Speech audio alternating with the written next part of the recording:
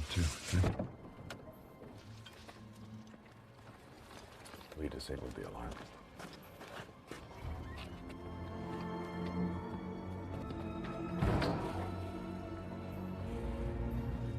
It's multi-lock. Step aside.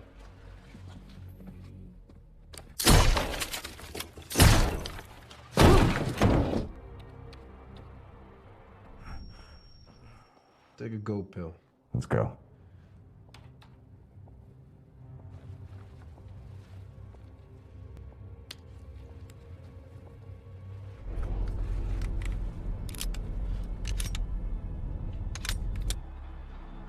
One's not done yet, fuck nuts.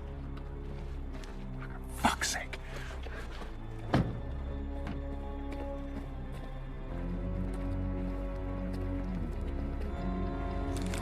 Wait a minute.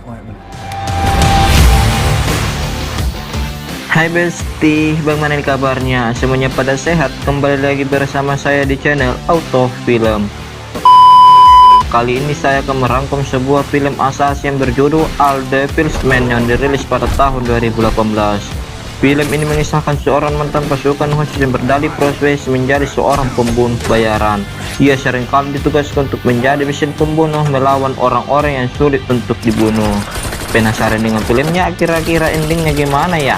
Tapi sebelum itu semua besti-bestiku sudah rebahan. Kalau sudah, mari kita nonton. Tapi jangan lupa subscribe ya besti channel ini, oke? Intro dulu dong.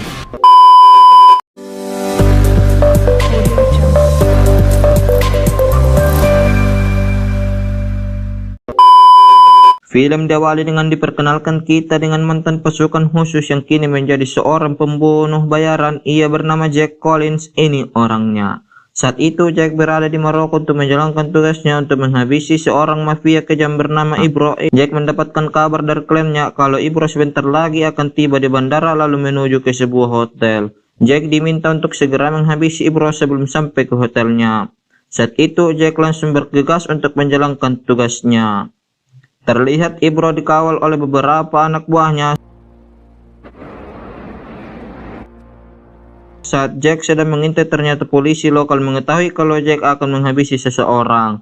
Saat itu juga terjadi kejar-kejaran antara Jack dengan polisi lokal tersebut.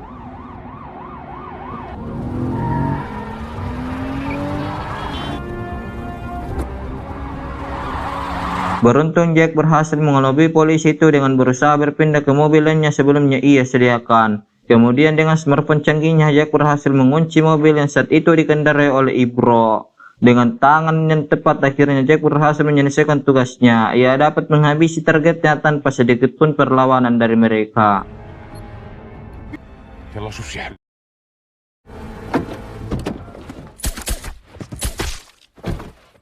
Setelah itu Jack pergi ke suatu tempat untuk menemui kliennya. Sampainya di sana ternyata klien itu adalah seorang agen DEA. Ia bernama Lee, ini orangnya. Lee mengatakan ke Jack kalau tugas selanjutnya berada di London.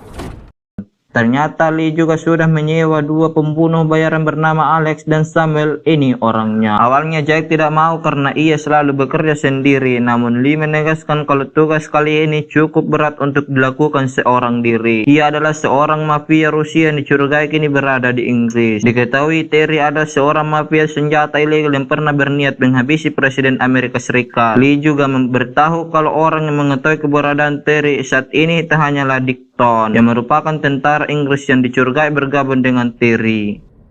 Melihat wajah Dickton, ternyata Jack sudah mengenali Dickton sebelumnya. Ia pernah menyelamatkan Dickton saat berperang di Afghanistan. He's my brother. He was a deep cover operative based in Pakistan. Muslim to better understand his enemy, or so he claimed. Ini Terry yang merupakan target utama Jack dan timnya. Saat itu ia sedang menginterogasi salah satu anak buahnya yang telah berkhianat dengan membocorkan bisnisnya kepada CIA. Saat itu juga Terry langsung menyuruh anak buah lainnya untuk menghabisi orang tersebut.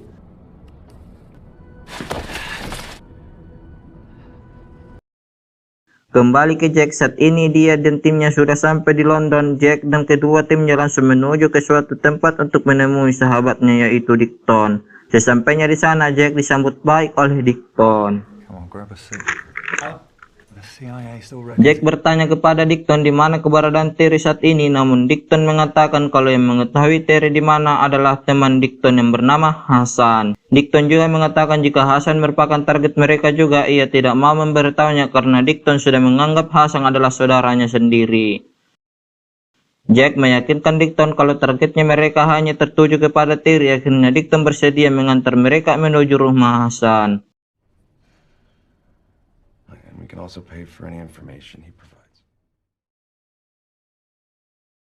Namun saat sampai di sana ternyata Dickton ingin menghabisi Jack dan timnya karena sekarang Dickton adalah bagian dari mereka hingga terjadi keributan.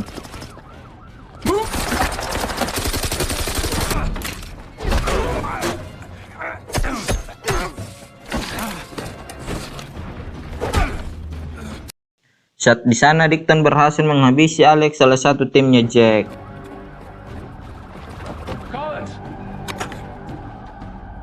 Saat keributan itu berlangsung terdengar suara polisi lokal yang sedang menuju ke sana. Jack dan Samuel langsung bergegas pergi dari tempat itu. Malam harinya Dickton menemui Terry. Ia mengatakan kalau CIA telah mengirim 3 pembunuh bayaran untuk menghabisi Terry. Namun saat ini hanya tinggal 2 orang saja. Diketahui kalau ternyata Dickton ini mempunyai bisnis pengawalan atau keamanan dan Terry telah menyewa perusahaan Dickton untuk melindungi dirinya berikut bisnisnya. I'll keep you moving, Terry. I'll keep you alive. Just don't get sentimental on me, Dayton. Liam berhasil mengetahui lokasi perusahaan milik Dickton. Ia langsung menyuruh Jack dan Samuel untuk pergi ke sana. Saat di jalan Jack sempat menghubungi Dickton. Jack mengatakan kalau sekarang ia akan menghabisi Dickton. Dickton menjawab kalau semua ini hanya bisnis. Dickton juga menyuruh Jack untuk segera pulang saja ke Amerika karena ia dan pasukannya akan menghabisi Jack. I'm gonna put you down, D. Go home now. I'm gonna bury you. Sesampainya di sana, Jack dan Samuel berusaha mencari petunjuk tentang keberadaan Terry di kantor milik Dickton. Dickton yang mengetahui hal tersebut lewat CCTV langsung bergegas pergi ke sana. Sampainya Dickton di kantornya, ternyata Jack dan Samuel meledakkan sebuah isi kantornya. Hal tersebut tentu membuat Dickton sangat marah. Mengetahui Jack dan Samuel telah kabur, Dickton berusaha mengejarnya. Sementara itu anak buah Dickton berhasil melacak ponsel Jack. Dan Dickton menyuruh semua anak buahnya untuk pergi ke sana. Di sisi lain, Lee juga tahu kalau kelompok Dickton sudah mengejar Jack dan Samuel. Ia langsung memerintahkan kedua timnya itu untuk memancing musuh ke sebuah pabrik kosong agar mendapatkan Dickton. Lee juga akan mengirim 2 bantuan untuk membantu Jack dan Samuel untuk melumpuhkan mereka. Sesampainya di sana, Jack dan kedua orang CIA langsung menyiapkan diri untuk menyambut kedatangan kelompok Dickton. Tak lama kemudian kelompok Dickton datang lalu masuk ke dalam pabrik kosong itu untuk menghabisi Jack dan Samuel. Sebelum pertempuran itu terjadi, Lee kembali mengingatkan kalau mereka harus menangkap Dickton seorang diri. Karena Dickton lah yang bisa membawa mereka kepada Terry.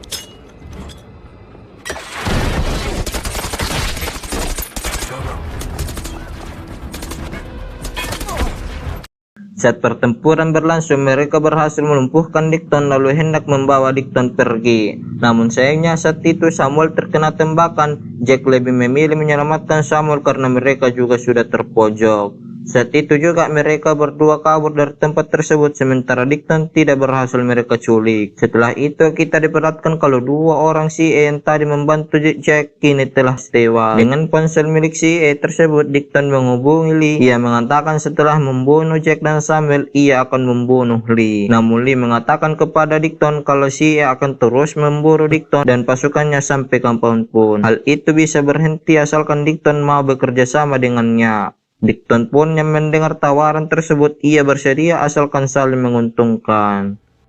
But maybe there's an opportunity. This opportunity is it mutually beneficial? Oke bestie, sampai di sini dulu ya bestie. Insyaallah kita lanjut besok. Oke, see you, bye.